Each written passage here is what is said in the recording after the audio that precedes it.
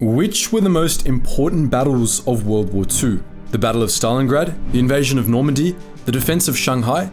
Sure, these battles were key, but many other operations had an equal or perhaps even greater impact on the war.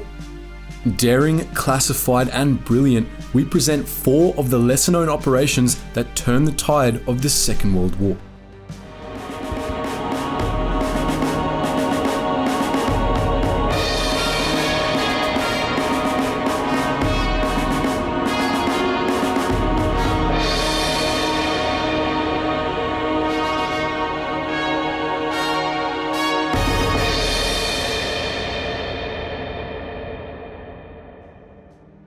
The British were the war's undisputed masters of intelligence gathering. They had agents everywhere and often knew about enemy attacks before the grunts attacking did. It's no surprise then that one of their most important operations came about due to clever intel. When the Brits captured a high-ranking German officer, like a colonel or general, they didn't banish them to a POW camp. Instead, they hosted these men in the luxurious Trent Park estate, where the officer's every whim was catered for. Staff cooked delicious meals, tended to the gardens, pressed the officers' uniforms, and even served them whiskey and cigars.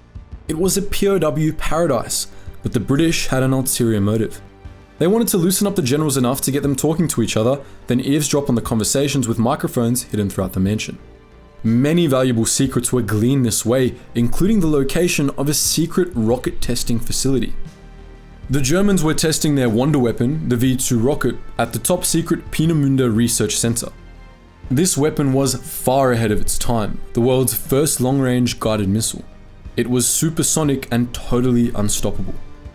Britain's answer was Operation Hydra, a massive bombing raid meant to obliterate the facility.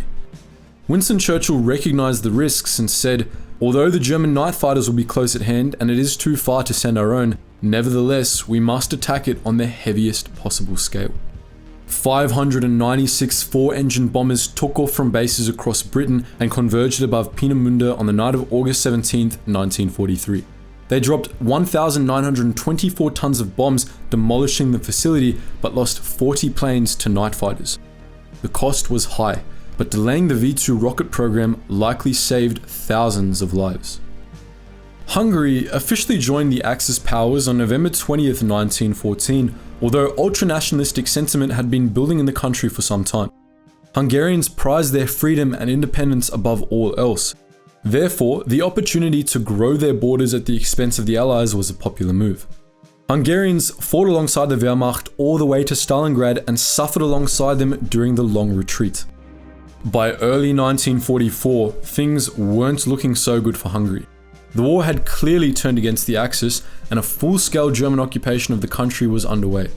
Sensing his nation was about to lose its independence, Hungarian regent Nicholas Horthy started fleshing out a deal with the Soviets. In return for Hungarian independence after the war, he offered to turn on the Germans.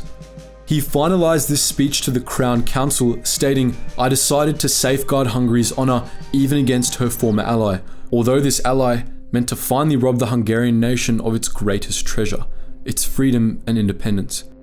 I informed a representative of the German Reich that we were about to conclude a military armistice with our former enemies and cease all hostilities against them." This was bad news for Hitler, so the Führer sent his best man to fix it, SS Obersturmbannführer Otto Skorzeny.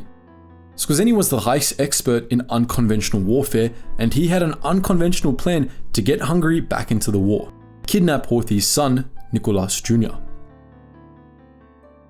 Nick Jr. was on a mission to meet the Soviets, but Skorzeny's men intercepted him.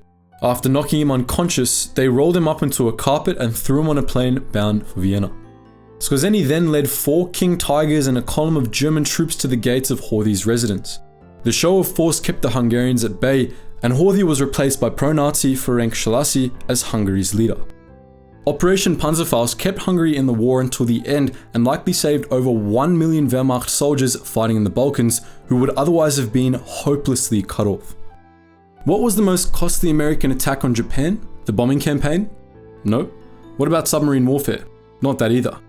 It was an aerial mining operation that some believed could have won the war in the Pacific on its own.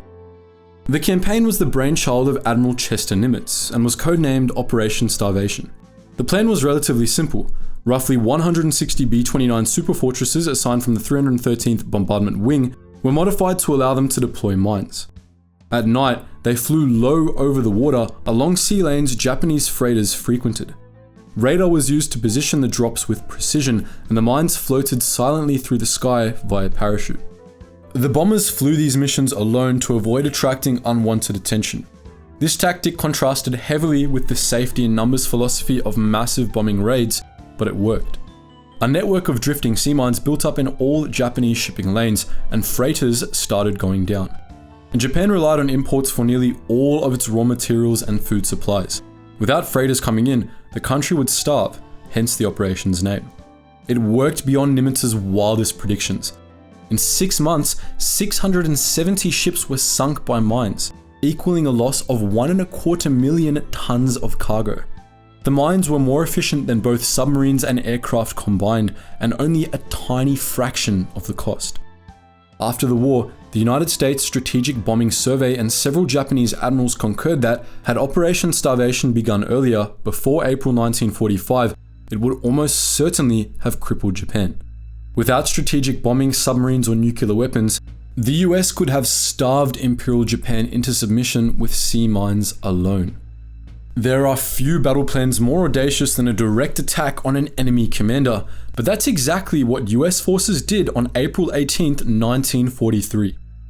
They called it Operation Vengeance, and its goal was the death of Imperial Japanese Admiral Yamamoto. Yamamoto had been the architect of the Pearl Harbor attack, and the Yanks were out for blood. They decoded a secret transmission from his staff on April 14th, explaining that the admiral would be touring Japanese bases around New Guinea and the Solomon Islands. Translated by Nisei, the transmissions also detailed Yamamoto's full itinerary, as well as the exact aircraft he and his staff would be carried in. The plan was to fly in a 600-mile semicircle from Guadalcanal to Bougainville, shoot down Yamamoto, and then fly 400 miles home. The only plane capable of making the long journey was the P-38 Lightning, so a unit of 18 Lightnings was put together at short notice. Ace pilot, Major John W. Mitchell, was chosen to lead the mission. They took off at 7:25 AM on the 18th of April and made their way to the interception point in 2 groups. The 4-plane kill team would go straight for Yamamoto, while the other 16 aircraft provided top cover. When Japanese planes appeared on the horizon, Mitchell gave the order to drop tanks and close in, but one aircraft's tanks failed to detach. The pilot broke off, leaving 3 in the kill team. Japanese escort fighters caught sight of them and came screaming in to protect the admiral's plane. Captain Lanphier gunned toward the fighters, buying time for his wingman, Lieutenant Baba, to engage the transports. Yamamoto's plane dived away, but the speedy P-38 caught up with it. Baba filled the right-hand side of the aircraft full of hot lead before pulling away to engage the second transport plane. A messy dogfight ensued, costing one P-38 pilot his life before the American planes disengaged due to a lack of fuel. When he landed back at Henderson Field, Lanphier mocked Yamamoto's famous warning by shouting, "That son of a bitch will not be dictating any peace terms in the White House." A day later, Yamamoto's body was found by a Japanese rescue party in the jungle below.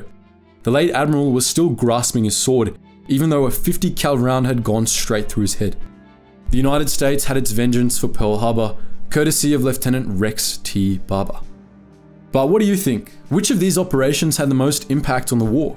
Do you think events would have gone differently had they not taken place?